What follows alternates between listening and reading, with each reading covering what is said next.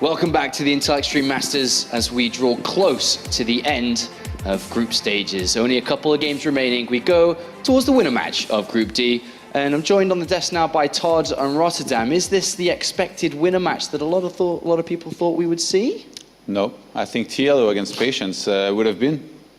And you think Patience versus Stardust was a definite Patience win? I think so, yeah. Stardust has been struggling a lot. You know, he lost in Challenger against Neeb, he lost to me in ladder 1 week ago, so it was pretty obvious he was going to lose there. True story. Especially the second part, that's when you know something's truly wrong. It's like, oh God. Oh, here we go again. I'm losing to LeTodd. It's like, wow. Should I even go to Gamescom? Oh, God. I'm not even going to issue the challenge because I've done it many times already, and no, everybody knows you won't take it anyway. So. All right, so Sean, like you as a neutral person at this desk, I believe roughly a month ago you were organizing a bunch of show matches, and well, I believe you reached out to me like, hey Kevin, you want to play against Todd? And what was my answer again? You said, yeah. Said, yeah. And then you asked Todd, right? Yeah. And what did he say? He said, not at this time. Oh. What about today? Oh. What about tonight? I don't have my gear with me, LeTodd. Oh, okay. Fair enough. You guys. It's been going like this since Warcraft 3, pretty much. Here we are in StarCraft 2 in 2015. We weren't really on the same level in Warcraft 3, though. No? He couldn't steal series from me, or even a map. That's true. You've taken a map away from Todd, surely? Not in tournaments. Not in a tournament play. There is a funny story about, like, once upon a time, I was a very confident little nerd, and I played Todd in a big tournament. I was like, hey, I bet you 50 euro I'm going to win. And Todd looked at me, he's like, why would you want to do that? Like, he looked at me like, this kid is really stupid. But I really thought I was like going to do it. So he's like, okay. And then I just got wrecked out too. Was Todd a lot more brutal back in Warcraft 3? I didn't really know him back then, or is he the same old guy? Pretty much the same old guy. Maybe even a little nicer back then. A little nicer back then? Yeah. I thought you were going to say a little bit nicer now. No, a little nicer back then. What the hell does that mean? It means you were oh my God. Pretty that I'm worse now? Yeah. Okay, let's talk about the games. Okay, all right. Let's talk about the winners match. Enough about Todd and Roddy's lives together, but winner match coming up then. So Nerchio going head-to-head against Patience in the winners bracket match here, and of course the winner of this goes through to play tomorrow in the quarterfinals when we get to the best of 5 stage. And of course every player that gets to the quarterfinals banks themselves $1,000 and of course WCS points. So let's talk a little bit about this matchup then. Nerchio versus Patience. I think a lot of people, like you said already, when Nerchio played against TLO, was like, okay, TLO, this should be a victory. Are we kind of saying the same thing now from Patience's side? I'm not too sure. Also because Patience PvZ is a little hit or miss, right? Sometimes it just looks pretty cool, even though you can see he's really committed to most of the builds he's going for. But most of the time the execution is there, and that's all that matters when in this matchup. But if Nerchio is able to disrupt his play one way or the other, then I can maybe see Nerchio stealing victory over here, but Patience is the favorite. Like, saying anything else would be kind of silly, I guess. Yeah, he took the 2-1 victory over Stardust. Ooh, hello, Patience. He's such if you talk about cheeky guys, he's a cheeky guy, Sean. He's a very innocent guy. He is cheeky. He's a very innocent, very polite young man, I think we can say. But yeah, he took 2-1 victory over Stardust, and I asked him about it, and he said it was really difficult. It wasn't easy at all to get that victory. And he said it was his biggest challenge yet in the tournament, which I completely agree with, coming through the open bracket, where he did cruise through. But, I think he was probably maybe just showing some respect to his elder, because I don't think, like, on paper, Patience against Stardust shouldn't be that close. And I only saw the first map, which he won fairly easily, so a little bit surprised that, I guess, even that it was a 2-1. Okay. But in this case, I feel like his style going up against somebody like Nerchio, you know, of like very heavy aggression and like very refined build, is going to be really good. But like Roddy said, there's also a little bit of a part of like hit and miss, where like if Nerchio is able to read exactly into what's happening, he might be, you know, able to get enough units out to defend whatever's being thrown at him. And then once he goes into Aspire, he's a completely different player. I was about to bring that up. Nerchio plays a very particular style against Protoss, Roddy. I'm sure you've... have you played against him on ladder before? Not over the last few months, because he's playing mostly Legacy, but when I used to live in Europe, I played him quite a few times. Talk to us about his particular style that he has against Protoss. How did the Roddy builds do against him? Not too well, other than a cheeky cannon rush. I'll never forget, 2011. No, Nerchio is just a very solid player overall. He does love, indeed, to save up some resources and then pretend to be be aggressive with maybe roaches, a few hydras, have a spire somewhere, and then transition into a Mutalisk. We saw it a couple times against Hearthstone, and even though he lost pretty decisively, he did play pretty good against Hearthstone, especially that Cactus Valley game where I kind of felt that he was in a very winnable position. He loves going Broodlords as well. We'll try to go up to Broodlords. That's of course how he was pretty much invincible once upon a time in Wings of Liberty. It was Yongwa, by the way, not first, that he destroyed back then in the Home Story Cup final. Of course, Infestors are not the same Infestors they are in Wings of Liberty, but if he can get up to that stage, I think we're going to see at least Broodlords in one of these games. Okay, so the game has just about loaded, so I've been told. Is this going to be a close series? Yeah. You can answer completely honestly. Yeah, no, I do think it's going to be close. No, not one bit. Not one bit? Okay, I'm not going to ask you for which side. We'll let everyone imagine which side Todd thinks it's going to be. But the game is ready, and it is time to head to the commentary team for this one. All right, thanks, fellas, as we get in to find out who is going to be 7th out of 8th, moving on into the round of 8. And Moonglade, hello. Do you have a particular preference here? Who do you think is going to be able to kind of eke this out? I think it's going to be Patience. He's certainly, I'd say, favored on paper, and he's a very aggressive Protoss player. Which I think is going to... I mean, Nerchio looks like a naturally defensive kind of guy, but I still feel like Patience is going to find a way in. All right, well, we're getting into game now here between Patience and Nerchio as game number 1 begins. Down to the bottom right-hand corner, we have our blue Protoss representing Dead Pixels. It is Patience. Jeez. Is the word that comes to mind. Maybe. And then up towards the top left-hand corner, we have our red Zerg representing Team Acer. It is Nerchio. Not sure with this one. He's getting slightly hot and sweaty here. There you go, that's what sweaty. The sweaty Zerg. It's getting hot here. It is getting hot. It's getting hot in here. And between these two, one of them's going to have to advance on right now. So at least for them, there'll be more hot days to come. And obviously, going into that round of 8 would be quite the spark in the end. Quite the spark. Is that what we're going with? Yeah. Quite the spark. I do like that. It would be, things would heat up just a little bit more if, especially if Nerchio found a way through Patience. It's not impossible by any means, but Patience seems like such a dangerous Protoss player. As we see a Forge go down, looking for a little cheeky cannon, no doubt. I mean, that's a good point that you bring up if Nerchio is able to actually advance in this. I think if people look at this group, people would probably peg Nerchio as much as he used to be, kind of that tyrannical position in the European scene, they probably peg him as one of the less likely to actually advance on forwards. But right now, he's in the winner's game, going up against Patience, who... he's being a bit sneaky, but it was spawning pool first, so this is a little bit harder to really pull off. Yeah, I don't think it's going to happen at all. He's going to see the drone go down. He's like, oh, okay, you went for pool first. It is Nerchio after all. So it's like, well, this kind of makes sense. You do like to play super, super safe, so it'll be that normal sort of Forge fast expand. And for Nerchio, once he gets an idea that it is Forge at the front, he should be able to take a fairly safe third base behind this. Yeah, once we end up seeing Patience every so often, just trying to eke this out, does slow down any kind of like earlier gateway pushes he would like to do later on. So, it comes at the deficit of not exactly being as quick if he wants to do something more aggressive from here. Certainly so. And the Forge Fast Expand was like one of the oldest builds we still have in the game, from Wings of Liberty. It's so figured out at this point.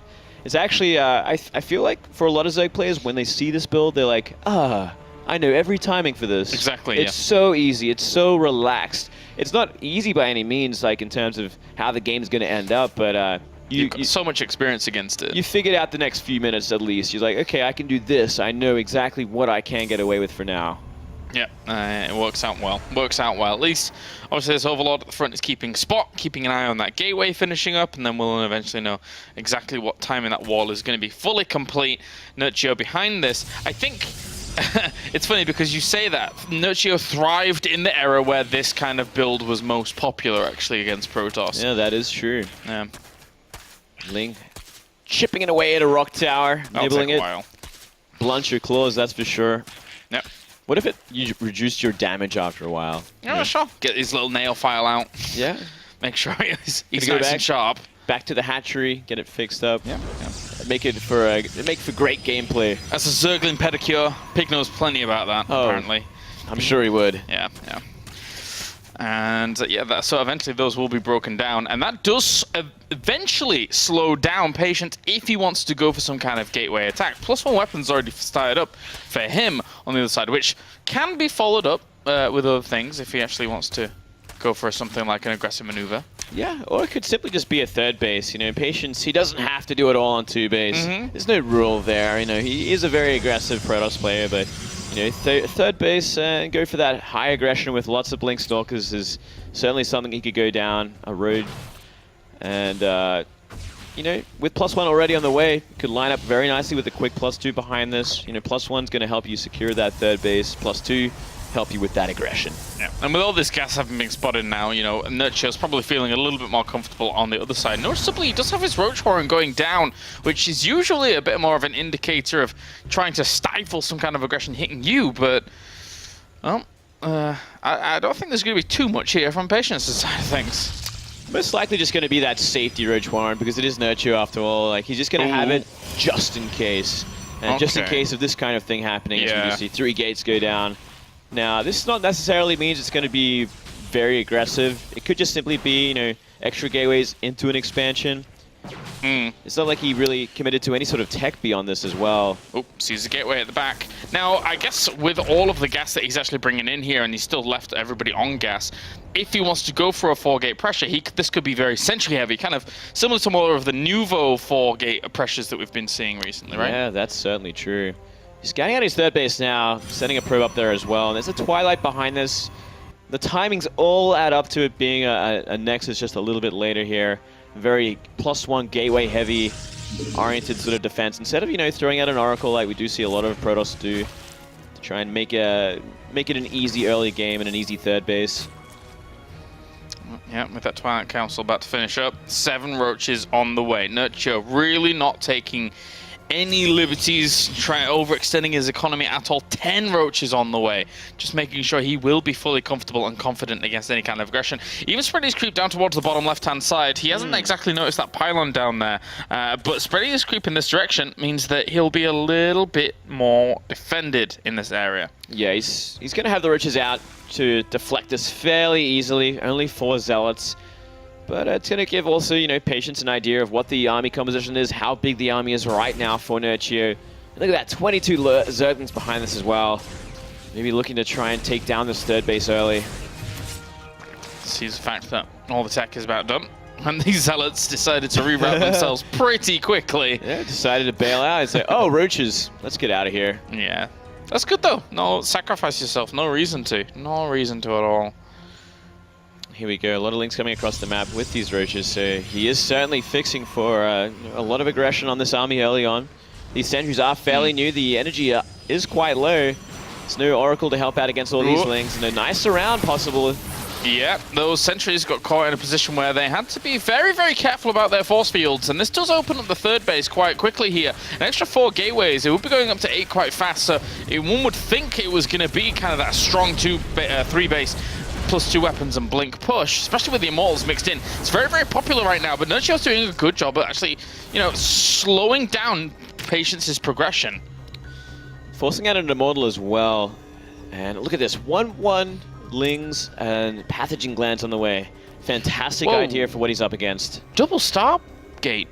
Double Stargate had it on here. Not exactly the most common of transitions out of Patience, but he's trying to capture a few of these units. The Roaches will dance on out of there.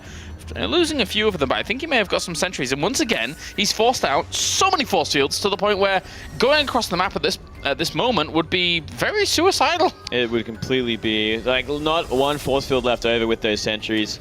And it seems like Patience is predicting that Immunoswitch is on the way. That's the only thing I could really grasp from a 2 Stargate at this point. Is like, okay, a lot of Ling, Roach pressure, very low sort of gas investment. So maybe he's saving up for those Mutalisks, but complete opposite, unfortunately for him, with the Pathogen Glands and Hydras on the way. And that's the funniest thing, because in the end, Patience is kind of playing to Nerchio's image of Nerchio in the past has liked to randomly hide a Spire, randomly transition to Mutalisks, randomly go to Mutas and Corruptors and just try and control the skies. But in this game, that's not the case. So This could really fall flat on its face, especially since it's Infestors that are going to be out. Yeah, and I mean, like, even he's upgrading +1 air as well. So he's really committing to the fact that maybe, just maybe, it's going to be the Muta switch on the way. I mean, Phoenix is still going to have a purpose. They still, when they get very high in numbers, they can lift up half this army, you know, kill the Hydra extremely fast. But with Infestors on the way as well, they're going to get locked down fairly easily if they're caught out. See how way Patience is going to deal with this. He's got himself +3 weapons on the way for his ground, +1 for his air. Plenty of Phoenix already out, and Nerchio did not spot those Stargates before. So the Spire that's coming down for him, well, if he commits too much to it, he could be caught unaware. As Nerchio, with this strong army, to see the Infestors at the front though with that Observer. That's very, very important for him. He has to seal that out. Good stuff. Whoa! But he gets himself a fungal on the edge of it. Guardian Shield goes down, making sure he can push him away. Not too much damage there at all.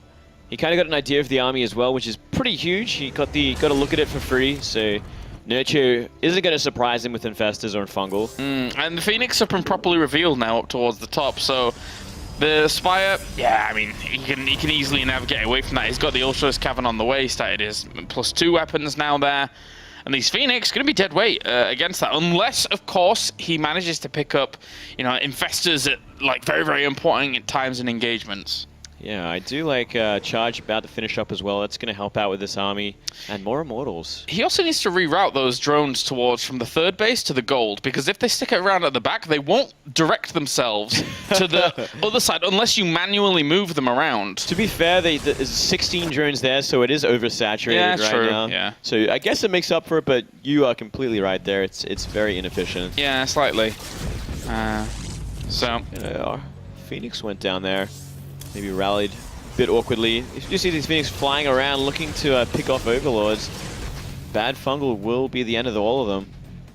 One of them, unfortunately, for itself gets fungled, and Corruptors are going to be the answer here to couple along with the Ultras. I mean, even just mixing in 2 Broodlords alone, if he gets with this great Aspire at the back, hasn't seen it just yet, really wants to pick off some Queens, sees the Ultralisk Cavern, and he can only suspect that there will be a Spire down somewhere with potentially the greatest Spire. Oh, nice pickup though. Yeah, that's important. Cannot be giving them up for free like that. Rare that you get the chance to do that, but Phoenix already paid for themselves for a little bit. This is a huge, huge Zealot force that he's warped in here. Completely caught out too, so he's going to have to run with him or try and just simply trade it out. Big Fungal goes down, looks like it's trading. I mean, him even trading these Lings off is not too bad at all, because he's just freeing up good room for supply for Ultralisks and things. Yep, 4 more Ultras on the way, and you know, Broodlords. If he gets Broodlords out like this, it's going to be an amazing army composition, because he's going to have Infestors to shut down anything that might try and threaten him. And if there's like a Blink Forwards or anything like that on the ground, Ultras are going to take care of them very easily. On the desk, they were on point. I mean, Nerchio thrives in these later game situations, even against Protoss. Even against Protoss, I feel that this is where Nerchio has most comfort. He has always had a bit of a rough time against Protoss in the European scene. Just didn't particularly like the matchup, but that was when a lot of the Protoss were trying to just hit him hard, hit him fast at like 2 base and try and kill him off really early. When Nerchio got to this situation, he is a bit of a monster to deal with. It's kind of surprised as well that Patience didn't try to do that 2 base, you know, that extra aggression that we expect from him, because he's naturally a very aggressive sort of player, and you'd think against someone who is as safe and as late game oriented as Nerchio, you'd want to end it ASAP. And that's not the case just yet. This is a big force. And it's going to have a little bit of a harder time getting into those tight and narrow choke points on this map and really doing the damage it wants to. There are quite a lot of them here on Terraform, so Nerchio is still going to have to play this very, very patiently. Oh, that Zealot Force is going to create some big problems at the third base. Is Nerchio going to turn around? Yes, he is. Getting all those drones at the back. You weren't rerouted. We'll make sure you can do that for you. That's yeah. Now we can make some more, and then they'll be completely efficient. Well, maybe, or you can rally them back to the same place from that hatchery, and it's just going to be completely inefficient. Army moving out once again, clearing up some of the creep, clearing out what's in the middle of the map, denying vision. Storm, the next step here, and a fleet beacon, and 6 temp. Dark Templar. Wow. Everything coming out here from Patience in game number 1 to try and defeat Nerchio. This is expanding up towards the top. really spreading himself out here. Those 6 Dark Templar, they are just going to chill and eventually walk in and could even just snipe out a hatchery as quick as the click of a finger. That is going to be kind of scary. Yeah, it's going to take like 4 shots for a normal hatchery to go down. It's going to be ridiculous. And Broodlords are with that army now, and we're just going to see counterattacks by the looks of it from Patience. Finds a Broodlord, sees where it's morphing in, so could easily turn around and try and snipe that one out. It is going to morph in, and ooh, overstayed their welcome. Ugly. Little ugly here. Free Immortal, free Stalker. And it's kind of just about Patience scrambling to find an army that's going to deal with this. And we see 2 more Stargates go down, so possibly a Tempest switch at some point, but he's going to do it soon as he is running out of time. Alright, well, still taking this very, very slowly here. As Nerchio, he has a great army. Again, good quality of army, but the way in which this map is structured, very difficult to just move down one of these narrower paths and try and do something. Even this location is a bit iffy and annoying to deal with, but the Protoss army as a whole is way out of position to deal with that kind of base. So that is a fully free base, fully sacrificed. Completely free, completely sacked, and I think that's kind of a good move. Oh, if he gets the evolution chambers. Oh, that would be beautiful as well as that hatchery. I mean, that's so much damage with these 6 Dark Templar. Trying to transfuse some of those buildings. The bases up towards the top are going to be completely slaughtered, and not actually going for the Evos just yet. If 3-3 somehow manages to complete with this amount of pressure, it could be brilliant for him, but I don't think they're going to be at all. Dark Templars are on top of it. The army entirely is moving through this location. Carapace is gone. +3 weapons, 10 seconds from completion. That's going to be gone as well. Brilliant pickup. He's focusing it. Oh, nicely done. Denied. Wow, it's completely denied there. The army is coming back. Nerchio completely out of position, putting his entire army up there in the north. He can recall out from here. He's completely fine. Good stuff by Patience. Really, really well orchestrated there. Much as he did lose his base up towards the top, getting 3-3 and then having the transition onto Tempest from here. And he'll still slow the fights down. He'll still try and slow them down because now he's going to have the range as well as the terrain advantage, I would say. Yep. And if he keeps counterattacking like this with these Stalkers, it's going to buy even more time. It's really the biggest threat right now is a counterattack. Is Nerchio actually going to commit to a big counterattack? It looks like he wants to go back to defensive mode after losing that hatchery. I guess it makes sense. You know, he's going to deny this base, the 5th base of Patience, and Patience is just looking to buy more and more time, get that perfect army. Patience just doesn't want to go anywhere near these fights. Blink straight on out. He's just looking for another path around to try and get some guaranteed damage somewhere, and then just a recall eventually and get to the ultimate composition. Sacrificing off his sentries now, realizing that they're not going to be any use.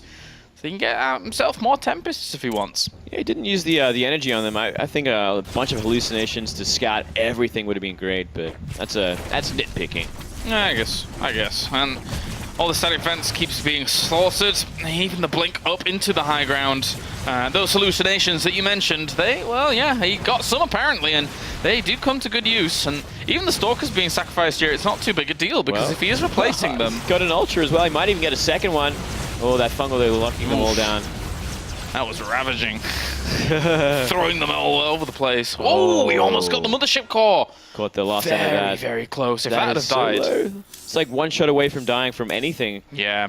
More and more Tempest on the way as well. He's trying to build this army up. Constantly committing to these run-bys for the DTs and Zealots non-stop. You might have to sack up another base though at the top right. Just let it go. Wait for that army to get all together. Wait for everything that he needs to deal with Broodlords, Ultras, and Infestors. Doing a lot of damage, killing off a lot of probes. Patience, though, does he have the Golden Armada enough to be able to kind of shut down this army? Right now, 4 Tempests there. What are we looking at numbers-wise while all this damage is going down here, Funker? How many units, how much in the air does he have, all importantly? 6 Tempests, a few Void Rays mixed in. Tempests have now found some of their marks, but that's a lot of Corruptors. Actually, that is a lot of Corruptors. Storm's going to have to try and chew through that. Yeah, we do see actually some Void Rays being added in as well, which is going to help out tremendously against these Corruptors, but he just doesn't have enough of them so far, so he completely has to rely on the ground army as well as these Storms. Still a lot of Broodlords in the air as well. 10 Broodlords, 17 Corruptors. I think it's not like Nerchio has even built that many units in the past couple of minutes or so. It's just a carrier. I guess you can have one hero unit. Yeah, why not? It's not like he's made too many units during these past phases. He's lost a lot of his economy, but his army is such strong quality about it. So, Nerchio still holding on. Definitely. Yeah, he made this army that it's such a strong army against just about anything. It really requires the Protoss to identify it early on and do make the units better. Look at this, completely caught out here. He's going to lose every single one. This is brilliant here for Nerchio. Even throws down Corruption on them, so he's killing them off with one volley. And also the Hydralisk under as well. That takes away a lot of the anti-air power that we're seeing from him. The Storms are going to have to be great here for Patience, but Nerchio keeps finding himself good angles. Even finds himself Fungal at the front there. Cannot afford to lose all the Corruptors to Storm, but there's nothing really to threaten the Broodlords at this point, and more and more Fungals. That Fungal locked down a lot of those Colossi as well. The Corruptors are actually all going to die off here, but I don't even think it matters. GG. The game goes to Nerchio. Once he finds himself those Broodlords, he's the true Broodlord commander. He grew up in that. He was bred in that situation. He was. Wings of Liberty certainly was where he was shining the most. Very comfortable in that sort of situation. Being allowed to get there, kind of a surprise from Patience. Maybe the map had a little to do with it. Maybe the sort of the opening from Nerchio appearing to be sort of aggressive with the Ling Roaches trying to knock down the third or at least expend a lot of the army's energy when you did have those sentries. So very well thought out sort of play there from Nerchio, and he certainly bought a lot of time. All right, well, we're going to go to a short break, and when we're back, it's going to be game number 2 between Nerchio and Patience.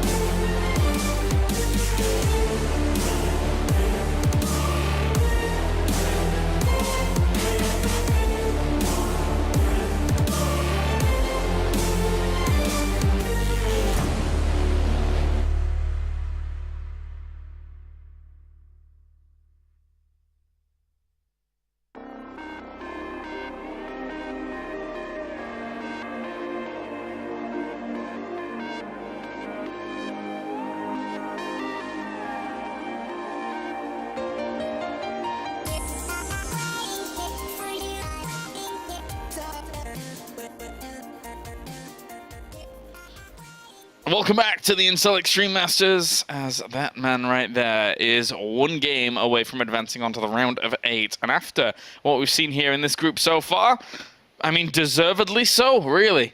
Certainly so. I'm very impressed with him so far. Has not really shown much weakness at all so far in this matchup. Loves to go to the late game, which is kind of surprising for a lot of Zerg players. You know, it's not that easy to fight Protoss in the late game if they're well set up. Though certainly Patience was not. He was not in a comfortable place. He wasn't making the perfect army to deal with what he had to in the late game. And I mean, completely caught out with these Tempests is kind of it was actually kind of a weird way to go. Tough stuff. Tough stuff. That's Tough love. That's how I like to categorize it. Tough stuff. Well, let's get into it. Game number 2 here for the Intel Extreme Masters as we are spawning down to the bottom right-hand corner. It is our blue Protoss representing Dead Pixels. It is Patience. Who's going to tell Nerchio that he's cruising for a bruising? As we are spawning up to the top left-hand corner, 1 game up here in this best of 3. 1 game away from the round of 8, representing Team Acer. It is Nerchio. The brawler himself. Look at that guy. Gets to fight all the time. You can just tell, man. Look at those scars. Ugh. Those muscles. It's gonna get you. It's gonna get you. Well, different map, different sort of situation. Very open map. Generally favors Zerg players, to be honest, on this map. Maybe Patience this time around will be a little bit more inclined to go for a 2-base all-in because, you know, fixing for a third here, incredibly difficult.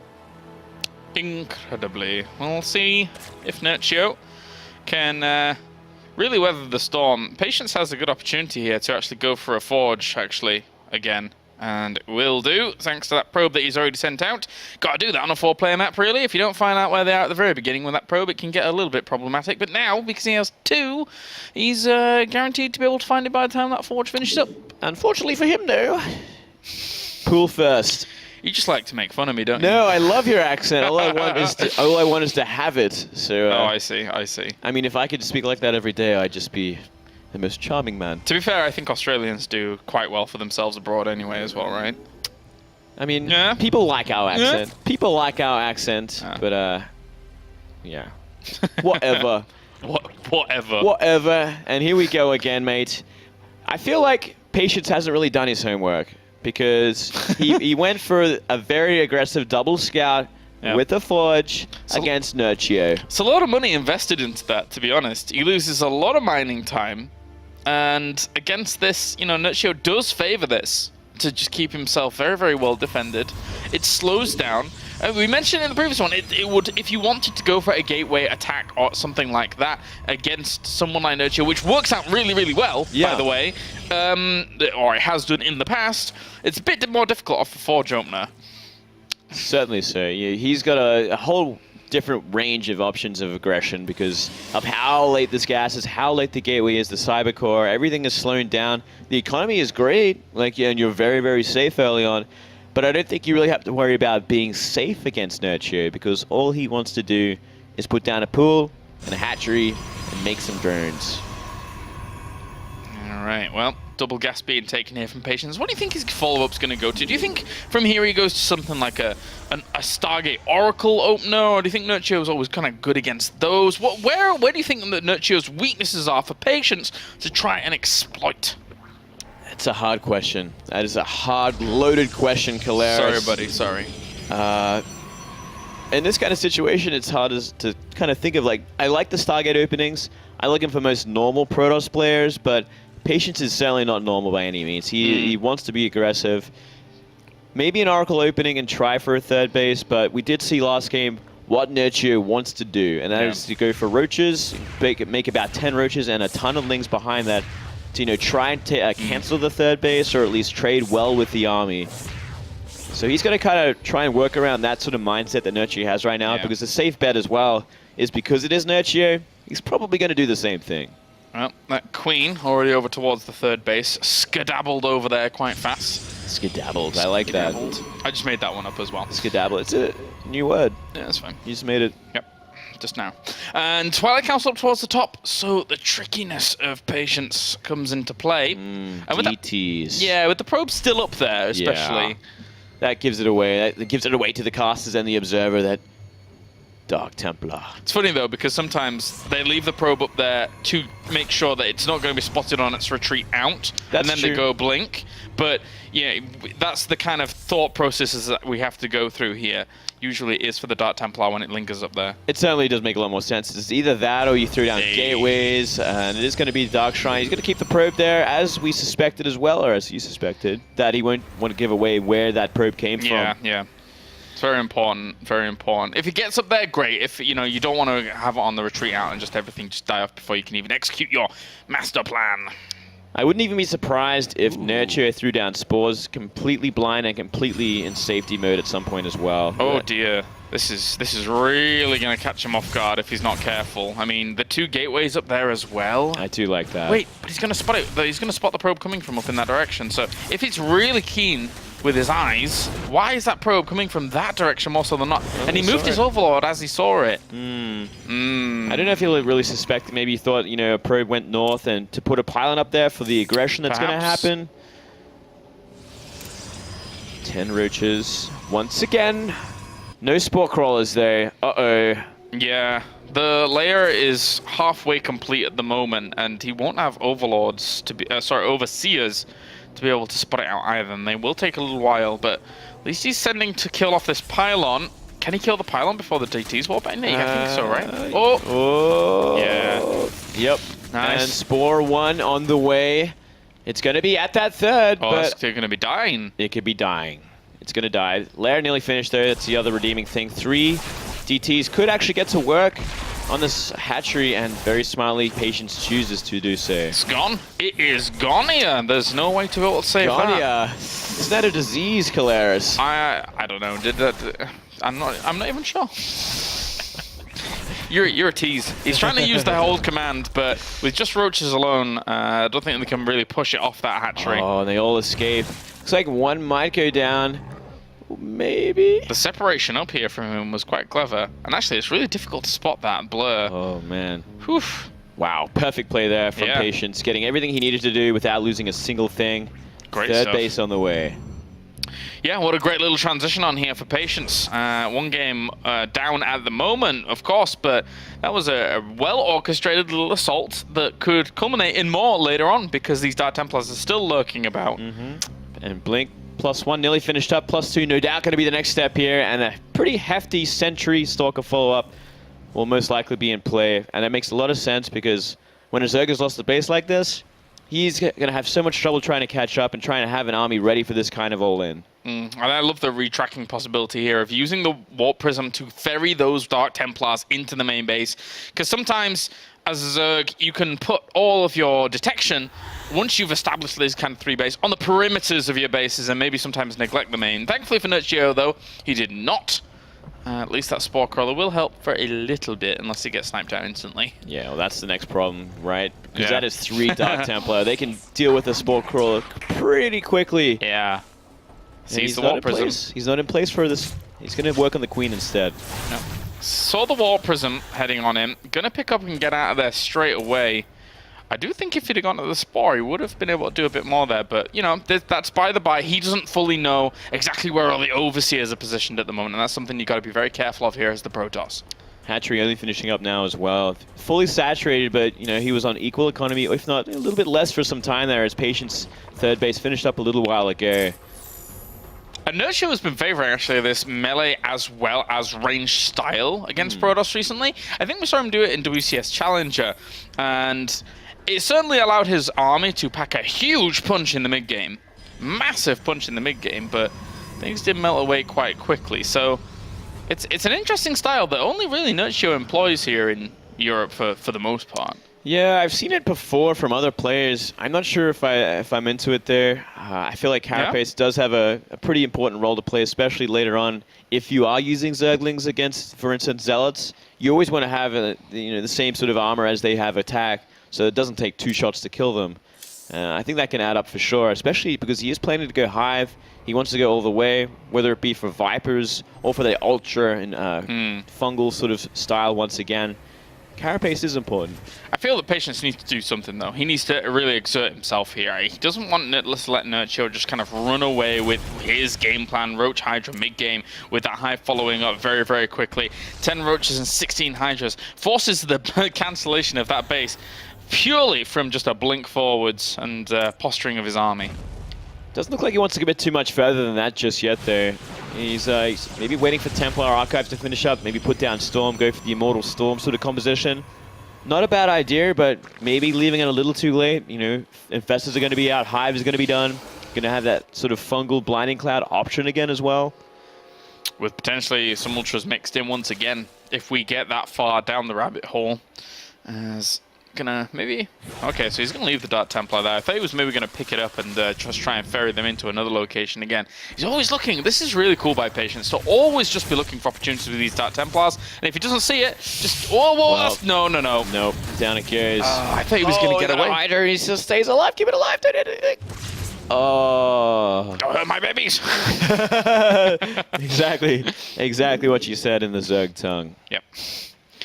All right, well, Storm on the way now here against these infestors that are on the way, but as we said, Ultralisk Cavern is on the way, and that will cause all sorts of problems here for Patience. Fungal goes down. Blink was late. Keep it trapped, and he does chain it. That's a good pickup here for Nerchio. Yeah, once again, getting to that very comfortable stage. Patience not applying the pressure when he should have. Now we're in an awkward place. Despite, Nerchio losing that third base, he never got punished for it, really. Like, it hurt his economy a little bit, but he still remains ahead. His economy is going to be ahead when the fourth and fifth base finish up. And he cancels the fourth. All right, well, this army, it's quite ambitious, actually, to have 3 Colossi. He should be able to sense, but doesn't realize that those are hallucinations. I think the force fields may have been enough to stave him off anyway, but... That would have been, if it was 3 Colossi and 5 Immortals, that's quite a lot of Robo Facility production, considering he opened up Twilight Council, etc. Certainly so. I guess he was a little frightened of the Templar as well. He's like, oh man, Storm, this is like the worst army to have against Storm. Because, mostly Ling or Hydra, they're so soft, they just get obliterated if a good Storm goes down. So you're just going to wait for the Ultras. The Ultras strong against this. Again, the hallucinated Colossi. I wonder if he saw in range of that when he... I think that Creep Trooper was in range of it to actually spot the hallucination, but... He's got a few Overseers with his army as well, so he should have an idea that they are fake, at least when the armies collide. Here we go again, wiping out Creep, looking for that fourth base, same time. Nice move. This army here, and for Nerchio gonna grab on forwards a few of these units. Grab Stalkers, actually, to start things off. Storms go down. Big blanket of Storms here, but is it gonna be enough? The Ultras are actually evaporating at the front, and also actually catching himself a Viper at the back there with a feedback. Means that he's actually done really well with the frontal army, and also killed off that base to the right-hand side. This is going okay for Patience. Yeah, fantastically. You could also commit some units to that fourth base down below there. And pressing forwards, a lot of roaches are about to come out, so he cannot overcommit. Infestors walking to their deaths. He lost a lot of them there. They were all coupled together, I guess, with the roaches. That's a lot of roaches and Hydras, though, that have popped out. If they could kill off those Immortals at the back, that could be a good position here for Nerchio, but he still lost quite a lot during all of that. Yeah, it's looking like we are seeing at least he's fighting it back. Nearly all the Immortals gone, but such a repopulation of that army from that pylon. Yeah, the reinforcements are strong here for Patience. Very, very strong. Nerchio gonna have to dance on away, and there you go, GG. Patience takes that game. Very nicely done there, making the correct army and pressing at just the right time before Ultras were really a problem on the map. Yeah. And the way in which those Storms just laid down into the Zerg army, I mean, the amount of damage you're going to be taking there. He didn't really try and avoid them too much, unfortunately, for Nerchio. So he took big damage to that. Yeah, that's a good point, too. He actually just ate those Storms. He swallowed them all. He's like, okay, just let it happen, and I'll power through it. But unfortunately, you can't do that with Zerg. No. Not with Zerg. Not too easily, especially when the majority of the composition, it actually lies in Lings and Hydras. There was a few Roaches in there, of course, a few Ultras, but all of those Ultras overpowered very quickly by the Stalker and Immortal Force. A lot of Immortals in that composition. Like he was like expecting that army to come out again, and he just made the composition that would counter it at the right time. Yeah. Well done there by Patience, well done. Showing in the end that he is not a guy that you can just take lightly in the mid-game and even later stages of the game. I think if it had been another map, well, actually, no, I was thinking about game 1 and the flow of it, and now that I think about it, Nerchio would have just won anyway. But here in game 2, Patience, he played that out well with obviously the Dark Templars, giving him a little bit of an advantage, to say the least, at the beginning. Now, map number 3. Coda is the map, so it's a pretty nice Protoss map. I do like this map for Protoss getting to the late game if we want to see Patience go there again, or he can go for that, very heavy Sentry Stalker style. Great map for it, great force fields. Same sort of, if you look from the other side though, the Ling roach pressure that we did see in game 1 would be pretty effective on this map because there's a big gap between the third and the natural, which the Protoss is going to have a hard time defending in. Let's see exactly what these guys have planned. I wonder if we're going to see another Forge opening from Patience. I think he has to lean away from that now. I think he leans away from it and goes for a good old gateway timing. Because if he does open gateway and tries to kind of hit Nerchio hard, he's still varying up from game to game. And also, you know, maybe trying to hit Nerchio a little bit earlier where he has, you know, sustained damage in the past. He's taken quite a lot of losses there, but we'll see. We'll see. Yeah, considering he's really found nothing at all, or no reason to go for the Forge Fast Expand either, because Nerchio is always going pool first, no matter what. Yep. Not leaning away from that one himself. That's true. All right, well, getting loaded up. Coda LE will be our next map. Nerchio looks to try and push on in this group, and so far still has the opportunity to. As we have spawning down to the bottom right-hand corner, is that man himself. He's the Polish player representing Team Acer. It is Nerchio. Dreams about late game. Gonna get there again. And up to the top left, we have our red Protoss representing Team Dead Pixels. It is Patience. Here we go again. Looks like it is going to be a pylon on the ramp.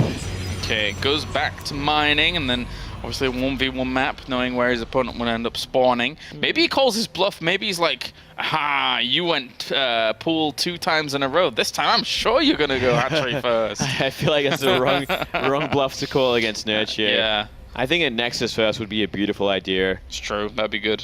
I'm getting that feeling as well. When you look at Dead Pixel's jersey that they actually use, you know, obviously it's like the little camouflage with the hexagons and things like that. Yeah. Do you think they're like at war in cyberspace? Is that what that's for? Like, I think you might be onto something. Yeah. I think only Dead Pixel does it, so they're at a huge advantage here. I guess so. Yeah. They're just a little bit more hidden. Exactly. That's in why he employs Dark cyberspace. Templars. Yeah. Perfect. I mean, it's exactly what Dark Templars are made of. Yeah. Those little pixels. Pixel camouflage. Thank Dead you. Pixels, actually. Yeah. Thank you, Patience. Thank you.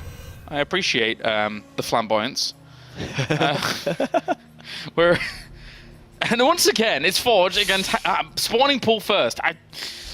Well, okay. Just do it, Patience. I mean, if he wants to do it, he wants to do it. That's fine. Maybe he just really doesn't want to play against a Zerg that wants to go hatch first. So he's like, as long as I don't have to face hatch first, I'm happy with this build. I'm a happy man. I'm a happy man. I'm a happy camper. And yeah, he's going to delay it for as much as he can. He's going to take some hits in the probe. 3 on a pile even. Delays. I like that, actually. I mean, he's going to be so far ahead with his Nexus. Look at this. His Nexus well on the way already. It's good. It's not too bad. Overlord gets over there, sees the Forge, sees the fact that the Nexus is going down. Nerchio has 4 Zerglings on the way and goes back to Jordan. Okay, so he's not going to try and do something crazy like run over there with Zerglings, because that'll be insanity at this point. Absolute insanity. Craziness. Virtual insanity, actually. Virtual insanity. Against the Dead Pixels cloaked player. I was going to say, at least he's camouflaged, so he doesn't really need to deal with that. It's fine. In cyberspace. In cyberspace. That's what it's all about here at the Intel Extreme Masters. Cyber Warriors. Warriors. That's what it's all about. We should change our slogan. The Intel Extreme Master. Cyber Warriors at work. That's brilliant. That's a great idea. Really? It would attract a lot more people, I think. Oh, yes. Everyone wants to be part of that. That would totally go against the nerd stereotype, wouldn't it? I always thought of myself as a cyber warrior. Yeah. Yeah, absolutely. Cleaving down nerds left and right. All right. Enough silliness. He's actually, you know, to be fair to him, got those 2 hatcheries up at the other side of things. That pylon was cancelled, so Patience wasn't really overcommitting too many minerals over there. But still, the slow down pace is not too bad for him. It's good. Yeah, it's all good. And still waiting to see what the next step is for Patience. What is his plan after that Cybercore? Is he going to play more of the same way that we've been seeing? Does he want to go GTs again, or maybe some Stargate this time? I'd like to see a Stargate, to be honest, Kalaris. Something that I've been dreaming about for a while now. Yeah. Is that the Zerg inside you speaking, or is that the caster inside you speaking? It is the caster. It is the caster, I figured. the curious caster. Yeah. Because I do appreciate Oracle openings for the Protoss player, because I think it gives them great options. Gives them a powerful early game harassment unit, as well as a defensive unit, specifically against Zerglings. Look at that. Look at it in all its beauty.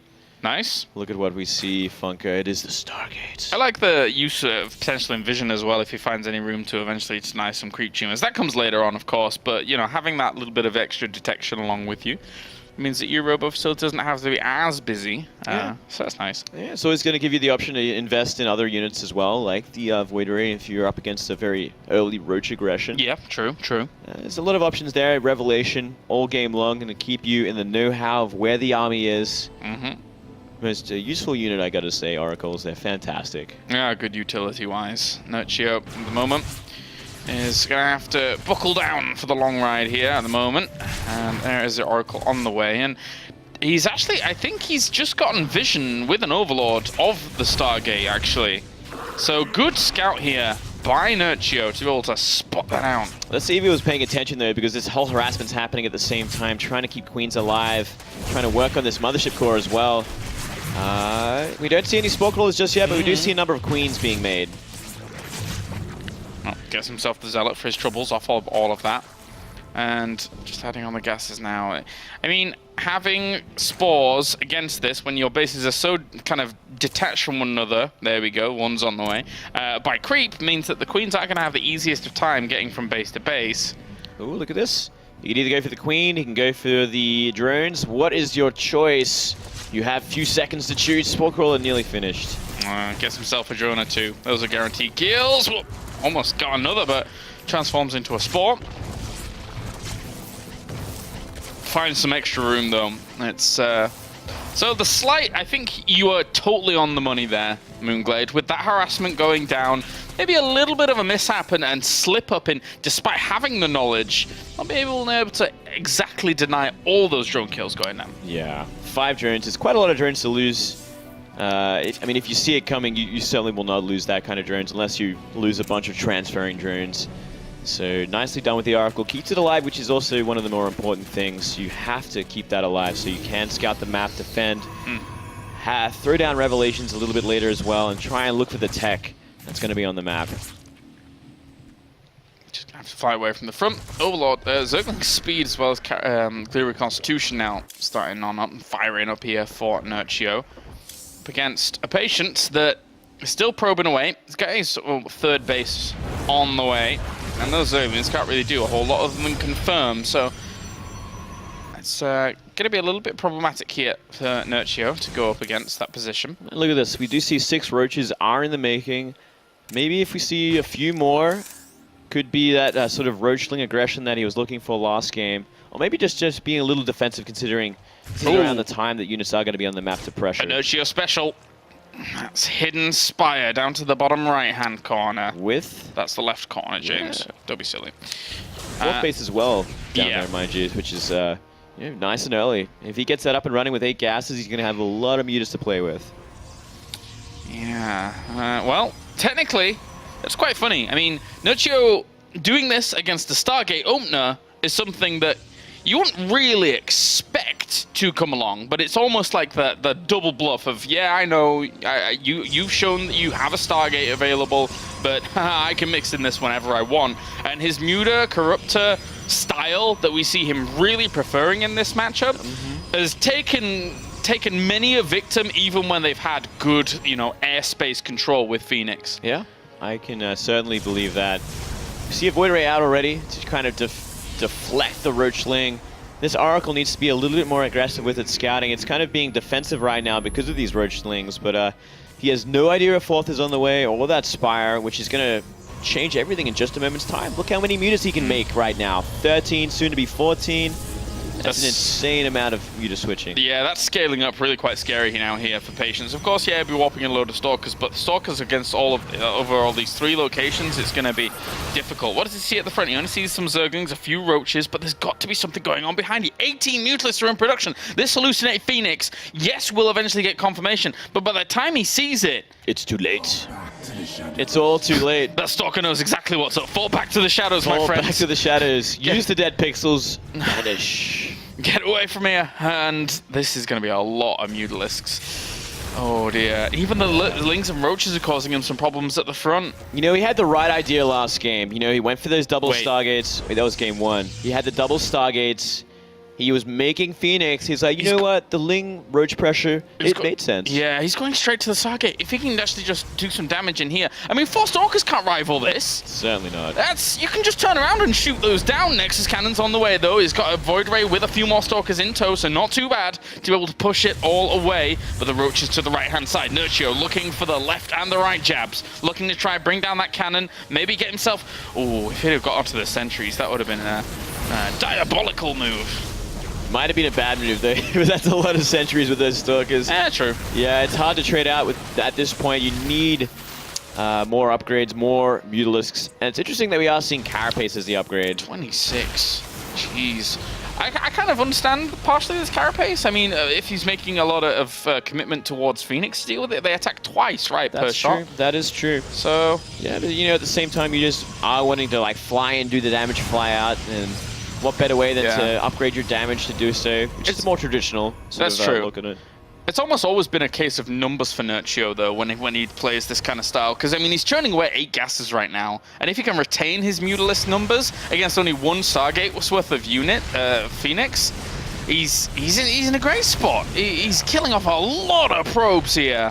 Yeah, with only 1 Stargate for this long, it means he can just commit to Mutas for a very long time. Yeah. There's never going to be a real problem with the Phoenix count, at least for a couple more minutes. Needs the second Stargate up and running as quickly as possible as these Mutas fly in yet again. And will kill off quite a few workers. 12 have now gone down. Loses a Mutalisk or 2 for this, but still, 28 Mutas with 8 more popping because he has so much gas. That's absolutely insane. Going up to 10 gases in just a moment's time, too, with that 5th base finishing up. He's having the time of his life right now. This is actually the most fun a Zerg player can have. Trust me on that. Oh, yeah. And there's nothing quite like having so many Mutalisks to just fly around and be super agile with, just kill off whatever you like. I think he should be focusing down the Stargate now. Like, of course he's done damage, some good damage here and there, but whatever he can get. Oh, the pylon would be good. But he's going to take the direct engage with those Phoenix. Yeah, he's got to be careful how he engages. I mean, you can't throw away too many Mutas. I like this trade-off, though, getting rid of a couple of those Phoenix. He didn't empower that Stargate, though, which was really the aim of that attack. We do see those Corruptors being added in now as well. Could have got it so easily. Could have got it, but alas, that is not to be the case here. Nerchio going to swing back again, realizing he's pulled his opponent's army out of position, focus down a cannon or 2, and then get maybe straight back onto them. Trying to get onto the Phoenix would always be good, but will maneuver himself back a little bit there. These Phoenix, the thing is that he didn't get a fleet beacon ever, right? So he's not going to have access to Anion Pulse Crystals for a while. Yeah, that's to be the case. That's like the biggest game changer when you're using Phoenix like this against this amount of Mutalisks. You have to have it so you can just run them down, because Phoenix become like the most cost-efficient unit in the game against Mutalisks, because there's no way the Mutas can catch them, and they're simply completely outranged. They do so much damage. A few of these continuing to fly over. It looks like Patience has completely ran out of the definition of his name. He's moving through the middle of the map at the moment here with quite a sizable part of his army. The Nexus falls in the main base. The Spine Crawlers greet pretty much a full Sentry army, and he cannot do anything with that. Nerchio, right now he's on the road to the round of 8 if he keeps going. Uh-oh, those Lings as well are buffering so well. This isn't even his full army. He's losing so much of it. Nerchio here getting a good trade. He took some AoE damage to those Archons, but just needs to pull them back and get away. Now he's going to be looking to do some real economic damage while he has map presence. Patience. He's actually got a pretty scary army to fight against what we see from Nerchio. Yeah. 10 Spine Crawlers on the way, so he wants to make that forest somewhere. It looks like it's outside the natural. Patience has completely abandoned his outposts, and he is just looking for some damage somewhere. He's actually split off his army once again, as Nerchio swings back with the Mutalisks to kill off some Phoenix, kill off a little bit more. This little paltry army down towards the bottom, once those Spine Crawlers finish in the 3rd base, is going to be difficult to do anything. And Nerchio is doing well with the Mutas. He's killed so many probes.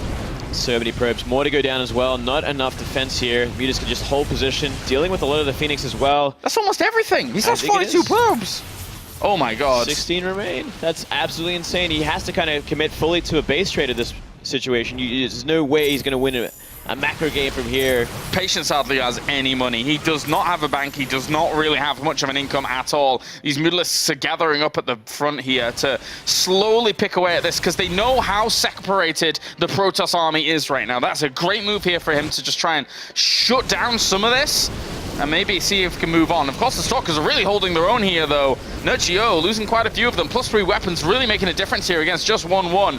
Maybe if the other Stalkers can get over there, maybe he can power out that.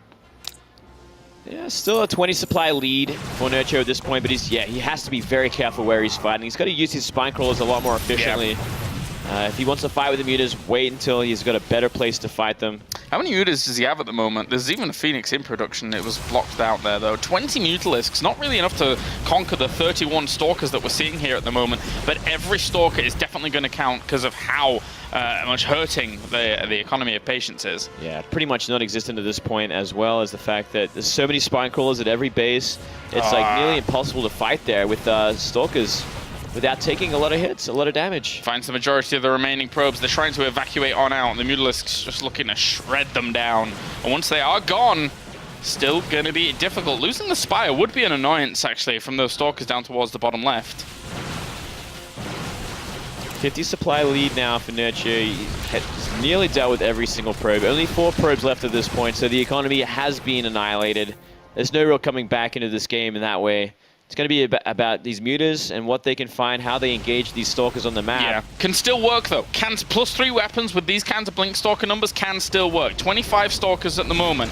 The Mutas could just not stick around for a straight-up engagement because that one Archon is causing a few issues with the clumping up potential. But separating the Stalkers up like this for Patience is so ballsy, but I guess he's got to try something. He has to try something. And man, oh my. So many spine crawlers here. He's going to get rid of at least the closest one, but I don't think it's really worth it at all, and that's the rest of his army, yeah. It's too much, the spine crawlers alone. Look how pinned in these Stalkers are. It's 104 supply against 48. Nerchio here in Group D is making it happen. This is wild. He's impressing everyone right now. I don't think anyone really expected this kind of play from Nerchio. Coming out of nowhere, essentially. Showing some really great play. Patience still trying to find some damage where he can, but these crevasses between these small, that's why you can't stick around that one Archon. Gotta be a little careful.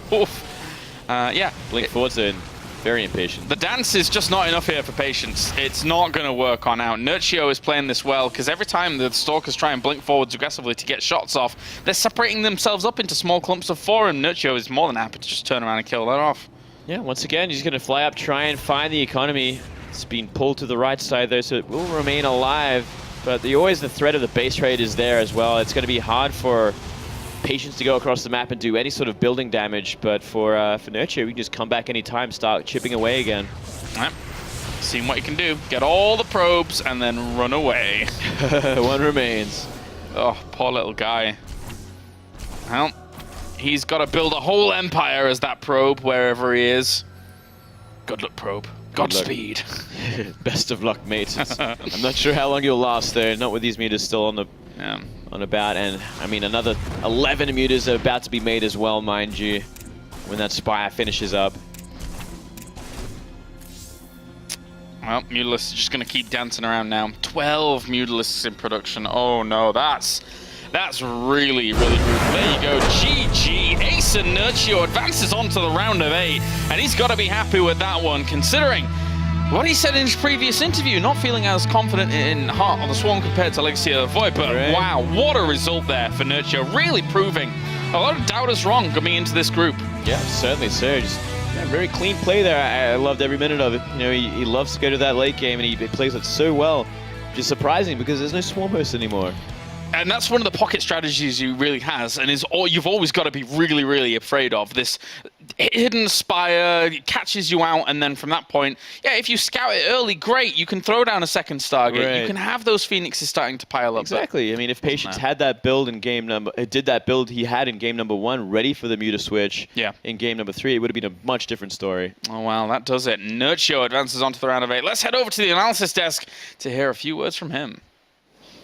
Thank you, Kalaris, here with Nerchio, who gets out in first place of Group D, and it seems the key to success is playing Legacy of the Voids. You've gone through in first place, and I saw at the end there, a big clap, and you seem very happy with yourself. Well, yeah, I'm not doing so well versus Protoss, but I managed to beat Patience. As I said, I actually wasn't so worried, yeah. And I liked how you closed it up in your favorite style, using the air, really sticking to that style. So you weren't worried about Patience going into this series. I mean, a lot of, we talked about it on the desk, and everyone was saying, well, you know, Patience should be favored against Nerchio here. But it seems like you were really kind of dictating the pace of the series more so than him. I think that, well, I guess everybody knows that I'm not so good versus like the very standard European style, I guess, Sentry, Stalker, and Immortals. But I knew that Patience is not going this style every game, so I wasn't so worried. I knew I can beat him late game. I knew I can use my style with Muras as well. So yeah, you could see every style I could play. Yeah, I kind of felt that this series is a little bit of like your ZvP in a nutshell. Like game number 1, you kind of close it out with Ultralisk and Broodlords at the same time, something we mentioned at the start of the series. And then in the final game, you could do kind of the trademark Nerchio Muda switch that you've been doing for so long. It must feel nice when, you know, your opponent gives you the freedom to do what you know best, right? Yeah, exactly. I actually planned, you know, to play Muda in the last map since the beginning. I told myself, like, if it goes to the third game, I'd rather play my favorite style. And Coda is actually not so bad for that. So you can be completely honest with us now. There's nothing to hide you through. Looking at this group when you were drawn into it, was this a group you said, I'm going through in first place or second, or what were your expectations? Well, it was not an easy group for me, but you know, you were also saying all the time that this is probably the easiest group, and I kind of agree with you. So it's probably the best group I could get. Yeah. Roddy, any? No, looking forward into the tournament. You know, you've won this group right now, so you will play against the second place finisher of one of the other groups. All other groups have been played already. Any preferences? Do you know who advanced from the second places? Yes, it'll be MMA in one of them, and Lambo. it'll be Lambo or Fantasy. No, was Fantasy first or second? He was first, Innovation is second. So Innovation second. So Innovation, MMA, Lambo. I guess. Innovation. You know what I'm going to say, right? Yeah. It's definitely Lambo. I'm more confident in ZVZ, and well, it's Innovation and it's MMA. Two very difficult opponents there, Roddy. Nice and easy answer there. But congratulations on going through in first place here, Nerchio. It's an awesome result for you. Yeah. And that's the winners match done now in Group D, which means we have a couple of games left to go. Elimination time's coming up next. One player is going home. One player will get to go through to the decider. Before that, make sure to check out Play.tv. Of course, all the action, all the highlights, and all the first-person shots from the action so far is on there.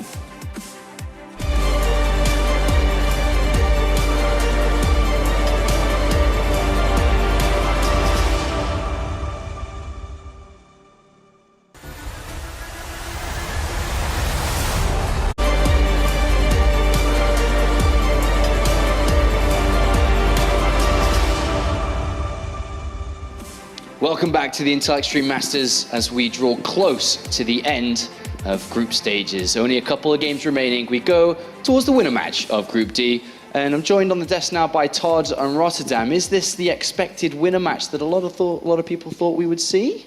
No, I think TLO against Patience would have been.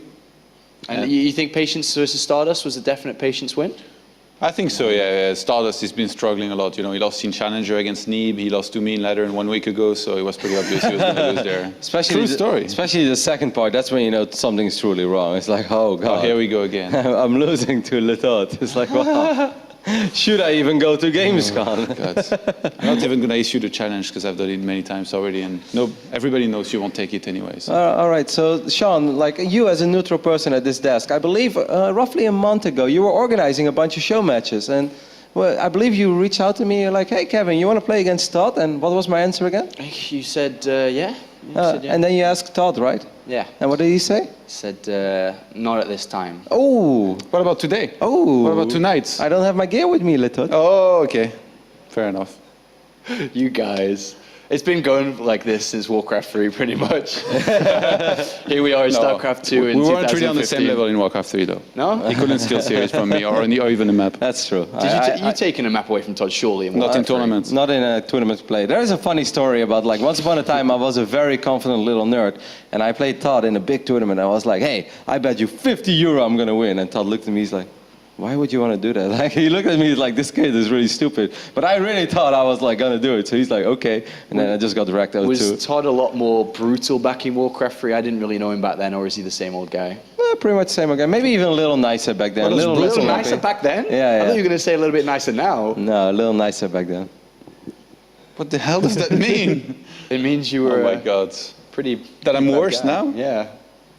Okay, let's talk about the games. Okay, sorry. Let's talk about the winners match. Enough about Todd and Roddy's lives together, but winner match coming up then. So Nerchio going head-to-head against Patience in the winners bracket match here, and of course the winner of this goes through to play tomorrow in the quarterfinals when we get to the best of 5 stage. And of course every player that gets to the quarterfinals banks themselves $1,000 and of course WCS points. So let's talk a little bit about this matchup then. Nerchio Super safe, so it'll be that normal sort of forge, fast, expand, and for Nerchio, once he gets an idea that it is forge at the front, he should be able to take a fairly safe third base behind this.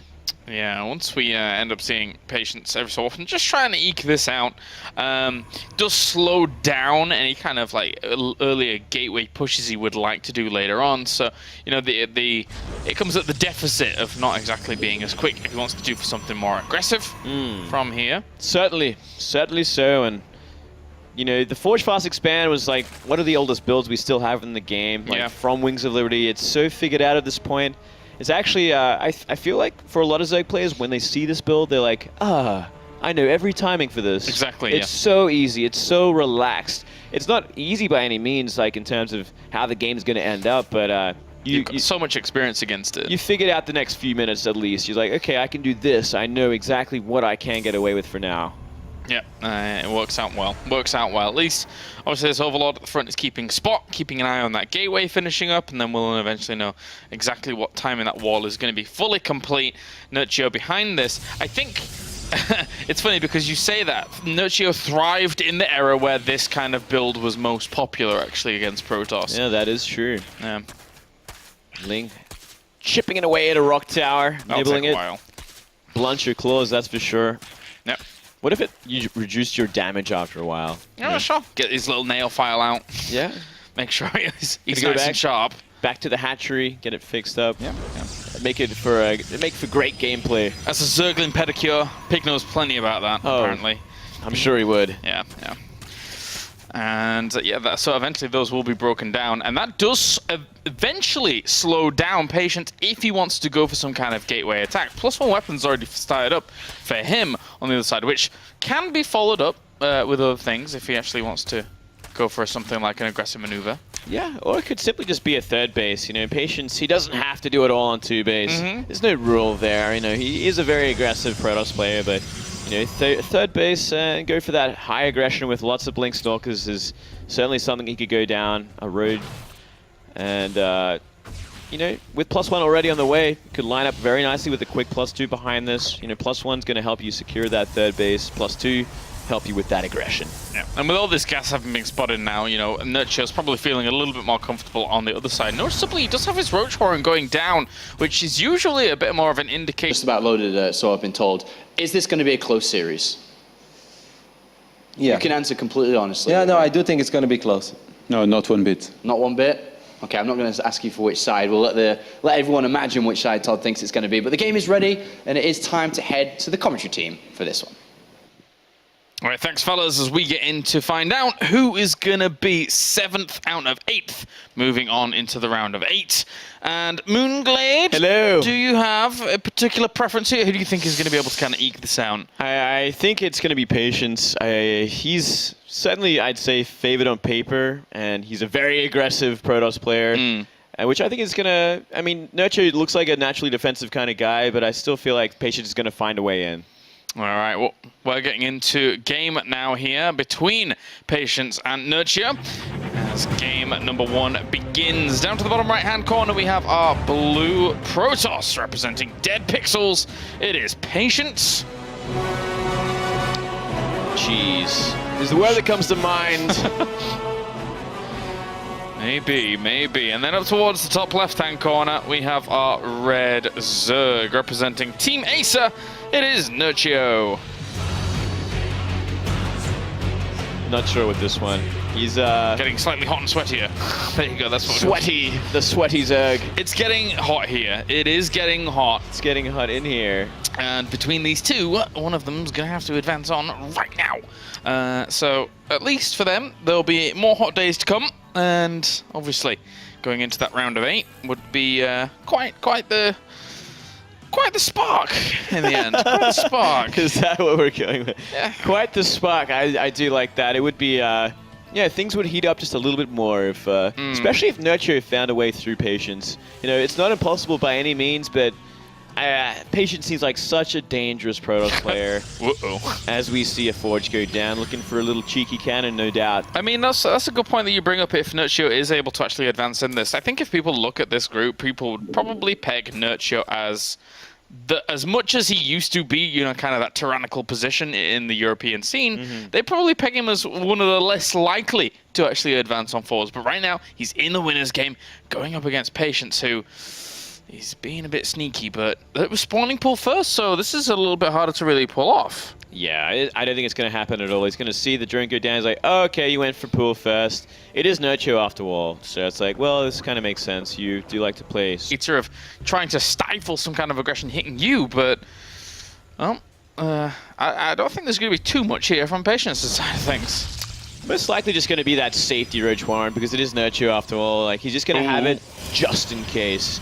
And just in case of this kind of thing happening, as we just see 3 gates go down. Now, this not necessarily means it's going to be very aggressive. It could just simply be, you know, extra gateways into an expansion. It's not like he really committed to any sort of tech beyond this as well. Oh, sees a gateway at the back. Now, I guess with all of the gas that he's actually bringing in here, and he's still left everybody on gas, if he wants to go for a 4-gate pressure, this could be very sentry heavy, kind of similar to more of the Nuvo 4-gate pressures that we've been seeing recently, right? Yeah, that's certainly true. He's getting out his third base now, sending a probe up there as well. And there's a Twilight behind this. The timings all add up to it being a Nexus just a little bit later here. Very +1 gateway heavy oriented sort of defense. Instead of, you know, throwing out an Oracle like we do see a lot of Protoss do, to try and make it an easy early game and an easy third base.